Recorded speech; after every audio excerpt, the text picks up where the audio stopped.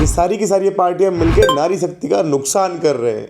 मैं नहीं बोल रहा, कल मोदी जी आए थे, वो बोल के गए, सुनिए। कांग्रेस, डीएमके, टीएमसी और समाजवादी पार्टी जैसे दलों की स्वार्थी राजनीति का नुकसान देश की नारी शक्ति को उठाना पड़ा है। कितने दुख की बात है ना कि बेचारी बीजेपी इतनी मेहनत से विमेन रिजर्वेशन और विमेन एम्पावरमेंट को पुश कर रही है और ये सारी की सारी पार्टियां मिलके करने नहीं दे रही हैं।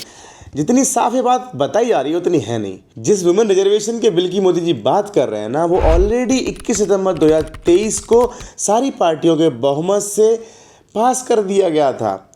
अभी वापस से इस बिल को लेके आने का एकमात्र कारण है वो है डिलिमिटेशन यानी परिसीमन, जिसके हिसाब से सीटों को बढ़ाकर 543 से लेके 816 कर दी जाएंगी और उसके ऊपर महिलाओं को 1/3 रिजर्वेशन दिया जाएगा। मुझे समझ में नहीं आता है कि बीजेपी या सारी पार्टियों को महिलाओं को प्रमोट करने के लिए या फिर विमेन एम्पावरमेंट के लिए किसी बिल या रिजर्वेशन के आने तक का वेट क्यों करना है। क्या अभी उन्हें महिलाओं को अपनी पार्टियों में सीट देने से कोई रोक रहा है क्या? अगर बात महिलाओं को प्रमोट करने की ही की जा रही है तो मोदी जी और बीजेपी, आप महिलाओं को अपनी पार्टी से टिकट दीजिए ना। 2019 में बीजेपी में टोटल 42 एमपी महिला थी, जो कि 2024 में घट के 31 रह गई हैं। मुझे समझ नहीं आता है ऐसा कौन सा वुमेन एम्पावरमेंट हो रहा है जिसमें महिलाओं की संख्या और कम होती जा रही है। और यहाँ मोदी जी बोल रहे हैं कि ये सारी पार्टियां मिलके महिलाओं को प्रमोट नहीं करने दे रही हैं। जिस कांग्रेस की आप बात कर रहे हो ना, उसकी 2019 में सीटें कुल 6 थीं, अब वो बढ़ के 13 हो गई हैं।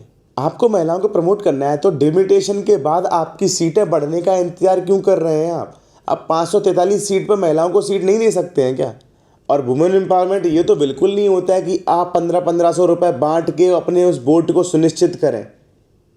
Empowerment is not about giving some financial help, empowerment is about giving right opportunities and options to grow. तो मेरे हिसाब से ये मुद्दा नारी शक्ति के नुकसान का बिल्कुल भी नहीं है। तो आपको क्या लगता है, एक बार कमेंट सेक्शन में ज़रूर बताना।